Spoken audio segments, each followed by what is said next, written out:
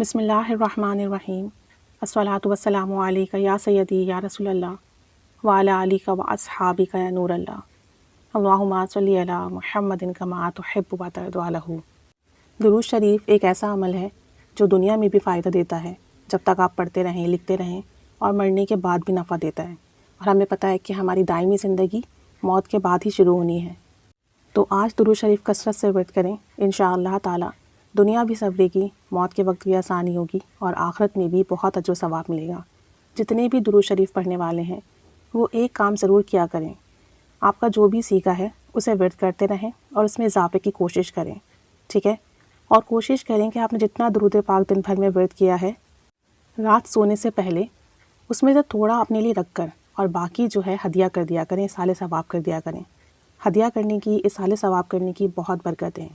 جب ہم درود پاک نبی کریم صلی اللہ علیہ وآلہ وسلم کو، تمام انبیاء علیہ السلام کو، صحابہ کرام صدیقین کو، شہداء کرام صالحین کو، نیک بزرگان دین کو، تابع تابعین کو، کتب ابدال کو اور تمام امت کو ہدیہ کرتے ہیں تو ان بزرگان دین کی ہماری طرف خاص نظر کرم ہوتی ہے۔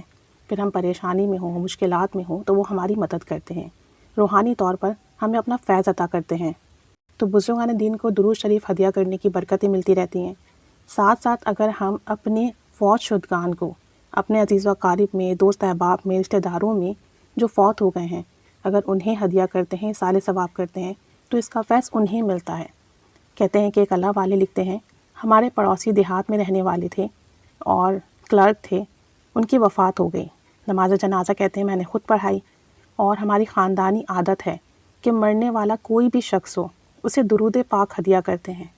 کہتے ہیں میں نے اسی طرح 3 دن مسلسل ان مرحوم کو درود شریف کا ہدیہ بھیجا۔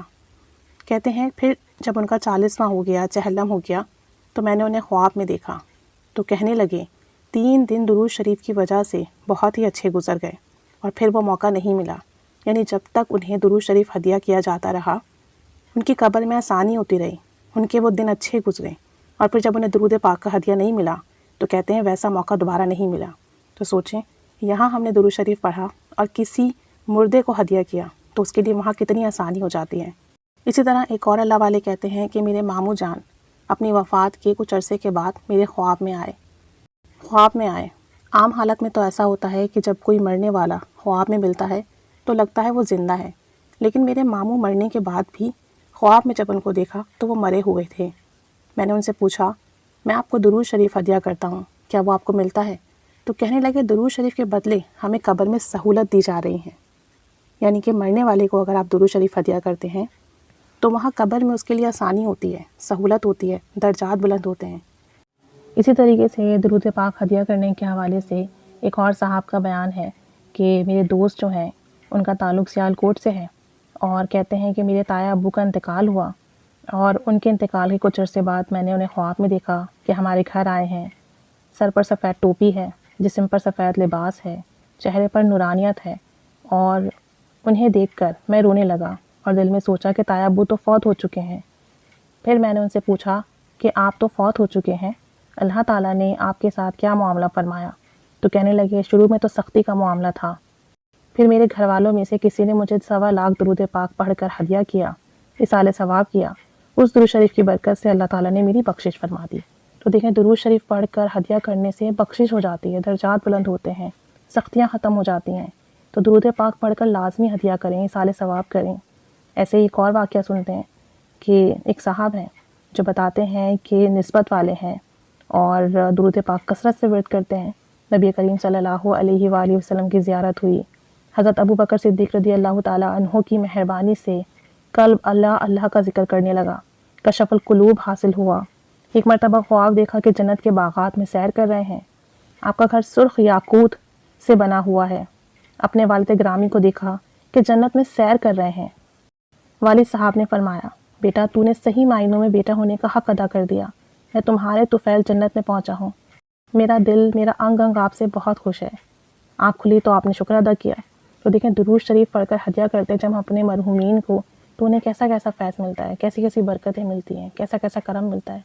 تو اپنا یہ معمول بنائیے کہ جو بھی درود پاک کا سیغہ آپ ورد کرتے ہیں اسے لازمی رات سونے سے پہلے ہدیہ کیا کریں، تمام بزرگان دین کو اور اپنے تمام فوت شدگان کو۔ کیونکہ قانون تو یہی ہے، نظام تو یہی ہے کہ جو کام آج ہم کریں گے کل ہمیں بھی وہی ملے گا۔ اگر ہم اچھائی آگے بھیجیں گے تو ہمیں بھی اچھائی ملے گی۔ اپنے مرحومین کے لیے مغفرت کی دعا بھی کیا کریں، ساتھ ساتھ ان کے لیے صدقہ بھی کیا کریں۔ اس طریقے سے جب رات سونے سے پہلے دن بھر کا پڑھا ہوا درود شریف آپ ہدیہ کرنے لگیں، سال ثواب کرنے لگیں، تو اس میں سے کچھ درود شریف روک لیا کریں اور اللہ تعالیٰ کے پاس امانت رکھوا دیا کریں۔ اللہ تعالیٰ سے کہا کریں کہ یا رب عز و جل، میرا یہ درود شریف میں تیرے پاس امانت کے طور پہ رکھواتا ہوں یا رکھواتی ہوں۔ جس وقت میری موت کا معاملہ ہو، قبر کا معاملہ ہو، تو مجھے اس وقت یہ درود پاک واپس کر دینا، تاکہ میرے موت کے وقت یہ درود شریف مجھے ایمان کی سلامتی نصیب کرے، شیطان کے وار سے بچنے میں میری مدد کرے، میری ڈھال بنے، قبر میں میرے لیے کشادگی اور آسانی کا سبب بنے، اندھیری قبر میں میرا ساتھی بنے۔ ڈیلی بیسس پر تھوڑا درود شریف جو آپ نے پڑھا ہو اپنے لیے ضرور اللہ کے پاس امانتاً رکھوایا کریں۔ اللہ تعالیٰ سب سے زیادہ امانت دار ہے، جس وقت آپ مریں گے یہ درود پاک آپ کو دے دیا جائے گا، تو انشاءاللہ تعالیٰ موت کی سختی سے اللہ کی پناہ میں رہیں گے، شیطان کے وار اور چال سے بچ سکیں گے موت کے وقت، اور اندھیری قبر میں درود شریف ہمارا ساتھی ہوگا۔ یہ ایک کام ضرور کیا کریں انشاءاللہ تعالیٰ۔ جو درود شریف ہم پڑھ رہے ہیں دنیا میں تو اس کا ثواب بھی مل رہا ہے، فیض بھی مل رہا ہے، لیکن جب ہم یہ کام کریں گے کہ اللہ کے پاس اپنا درود پاک امانتاً رکھوا دیں گے، تو مرنے کے بعد بھی انشاءاللہ تعالیٰ ہمیں درود پاک کا فیض ملتا رہے گا۔ اور کوشش کریں کہ 70,000 کا نصاب بنا کر درود شریف اللہ کے پاس امانتاً رکھواتے رہیں، کیونکہ 70,000 ایک نصاب ہوتا ہے اور اس کی بہت برکات ہے۔ ایک اللہ والے کا بیان ہے کہ انہوں نے کشف کی حالت میں کسی قبر میں عذاب ہوتے دیکھا، ان کے پاس 70,000 کلمہ تھا، ایک نصاب کلمہ تھا، انہوں نے اسی وقت اس مردے کو وہ 70,000 کلمہ ہدیہ کر دیا، ایصال ثواب کر دیا۔ کچھ دیر کے بعد جب انہوں نے حالت کشف میں دوبارہ اس قبر کے معمولات دیکھے تو وہاں سے عذاب اٹھا لیا گیا۔ تو 70,000 استغفار، 70,000 کلمہ، 70,000 درود پاک ایک نصاب میں آتا ہے، اور نصاب کی بہت برکتیں ہیں۔ بہت سارے بزرگان دین کا اور بہت سارے لوگوں کا میں نے یہ معمول دیکھا ہے کہ وہ 70,000 کلمہ اور 70,000 استغفار امانتاً رکھوا دیتے ہیں اللہ کے پاس، کہ جب وہ مریں تو اس وقت انہیں یہ جو پورا نصاب ہے یہ نصاب ملے اللہ کی طرف سے، تو ان کے ساتھ قبر میں آسان کے معاملات ہوں اور عذاب قبر سے وہ محفوظ رہیں۔